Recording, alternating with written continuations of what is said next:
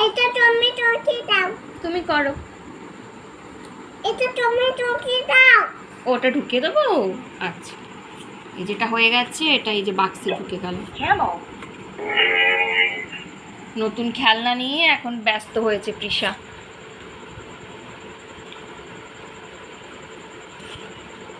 তার ছোট দিদা নতুন খেলনা দিয়েছে, সে নতুন খেলনা প্লাস পড়াশোনা এখনো। হ্যাঁ, খেলনা প্লাস পড়াশোনা, সেটা নিয়ে এখন মাম্মা ব্যস্ত হয়েছে।